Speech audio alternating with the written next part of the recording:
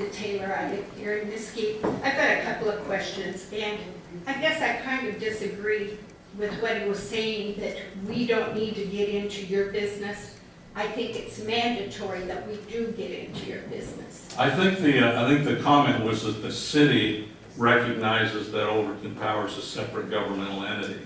But the citizens and the consumers have every right, and in some cases an obligation, to be involved in the affairs of the power industry. Absolutely. I was wondering why in the past it's been difficult to get any information from you folks. By law, we have the right, and it's like smacking a brick wall. I beg to differ. If there's a request for information that comes to us, we respond to it in a timely manner. What's timing? It depends upon how much information you're requesting. If you're requesting our power contracts which are 200 or 300 pages long, we have 4 or 5 of those, you're not going to reproduce those overnight. If we have to go back into the archives to get information, it takes some time. So you just have to evaluate it on a per case basis. Okay. And will you charge us for that information? If we have to do copies, yes. If you're unable to pay, you can come and view the documents in the office and look at those. If you want copies, it's 20 cents a copy to produce those. Okay. Or you can bring your own copier if you want. So you're telling me that the only way to access your records or any of your financial day-to-day or monthly or yearly thing right now is to come into your office. We can't go online and look at. I think that's one of the things that's come out of this whole event is we're making more and more of those documents available online. And our first efforts have been to put as much out there as possible in conjunction with the rate increase. Okay. And then. And I think an ongoing effort, we will continue to place more and more of the board minutes and past financials on the website. And when you say your board minutes, you're talking about the closed door ones or the ones that are open, and are they to the public? Could we come and sit in? You can come to any board meeting you want. A closed door session is the only time we ever have a closed door session is if we have a legal matter or a legal liability that we're discussing about an employee. There's never any discussion in those meetings. You may want to go to our attorney and ask what's discussed in there. It's his job to keep us from violating the law there. But the intent there is if we have a legal action, some discussion items have to be discussed in a closed session. Okay. If that's the case, then when you got the retirement package, was it open or closed meeting? It was an open meeting. It was an open meeting. Okay. One more and I'll leave you alone, I promise. If the economy was dropping rapidly, which we all felt in our pockets, I guess I saw all the improvements that you folks were doing, and you said that first you said that after you got one transformer and they called you and said, we can give you a second transformer for what percentage? 5% more. Okay, 5% more. But then I thought I understood you a few minutes later to say that it was your crew making those things. Was I wrong? No, not making the transformers, but building the pads, the switch gear, and the infrastructure that the transformer sits on. Where normally that would have been bid out to? In the past? That's an option to bid that out into the workplace. And those are public works jobs, and they typically cost 30% more to do. You have the right to do them in-house. Okay, that's great. So we did that to save money and make those dollars go as far as possible. Okay. Did you ever cut back once you knew it was going downhill? We have looked at restricting or delaying some of those things, yes. You have looked at it recently or in the past? There are, I'm not sure quite how to answer that because we have a 10-year plan of what we need to build. I mean, there are facilities we still need to build. And we are looking at how long before we have to build those. And that'll be based on how quickly growth comes back. But we need an additional power line from Tortoise into the Mesquite area. Now in doing that, recognizing that it may take 10 years to get a right-of-way, and we've begun the work to obtain that right-of-way, but we probably will not build that line until the loads increase. Okay. And with that, there would be an associated substation and a few things that would be pushed out further. Okay, thank you. Real quickly, I want to follow up on Linda's question. I have asked for quite a few documents in the last couple weeks. Terry Marino has been very good about giving me those documents until yesterday. I would like to read a insert in the November 16 to 11 board meeting minutes.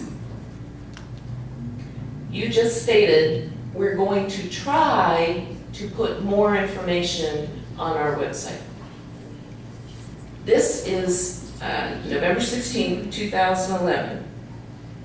Discussion on information provided to the board members and the public prior to board meetings. A consumer request for information needs to remain in writing. In addition to staff placing the agenda on the Overton Power District website, the staff will provide links to the action item descriptions. That means to me that for every item you have on your agenda, the background material should be also available on the web. Because one of the two action items on every one of your agendas is to ratify monthly expenditures. That means your check registers and your credit card statements. You have no links at all on any of these items, ever. And another action item is to approve the minutes. And you have no minutes. In fact, today, I paid $10 for this stack of paper. And according to the open meeting law, NRS 241, you owe me $10.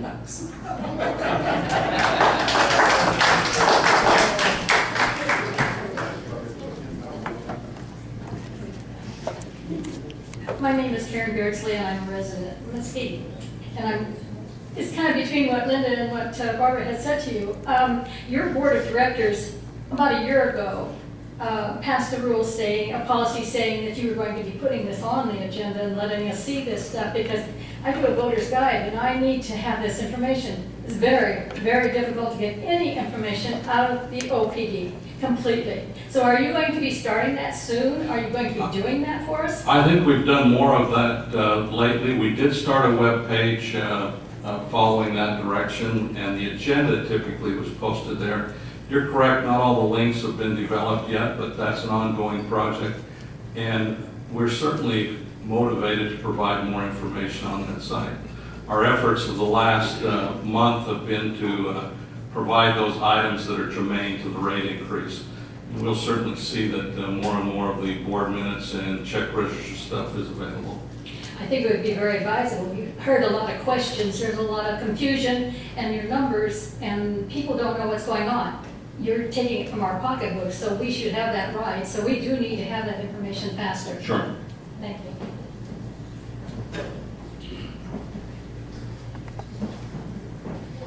Sure, you're getting tired, so I'm going to be really brief. I don't have a lot to say. But the one thing I am a little concerned about, and that is transparency. I think it's come out over and over, and Ms. Beardsley at this very moment just brought up that transparency thing again. I think part of the problem with transparency here is that 70 to 75% of your income is derived from this area, including if you throw in the Arizona area. And you spend a tremendous amount of ratepayers' money to build a big addition behind your offices here.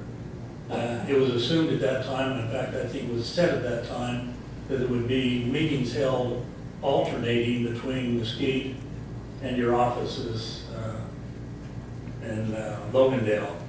Now we're seeing 2 a year if they're really happening. I'm not sure they're really happening. But I don't think you'd have near as many angry people here this evening, or people with so many questions. They would have been answered because you'd have more participation. But when you've got to go sit and look at a television and you know, you're on a camera at the other end, you're not going to get much participation here. And I think that you owe it to the ratepayers in this area to be fair and have them here at least every other meeting. You know, you got 4 people up here that have to drive down there that you're paying car allowances to, right, to drive down there. Plus a salary, by the way, which is about 5 times, 6 times, or 7 times higher than like the Water District Board. So, you know, they're getting paid. So they're going to go down there. Why don't you have some of those people down there come up here and you can pay them that same rate? But I just think it's time to be fair with this community here, and let's open it up so everybody knows what's going on.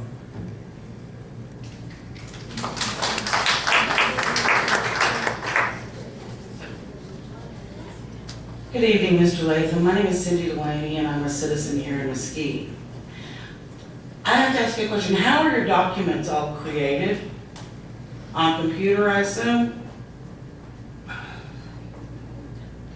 Most of the documents are, if they're a contract, they're in written form, and I'm talking about the kind of documents we want links to. yes, and those can easily be made available.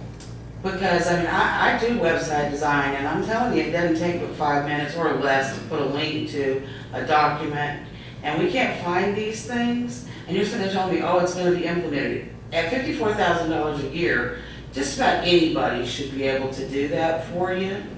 And you know, I sit here and I listen all evening, and I don't know how you can look these people in the face. You took a $40,000 hike in pay, when many of these people don't even make that in a year.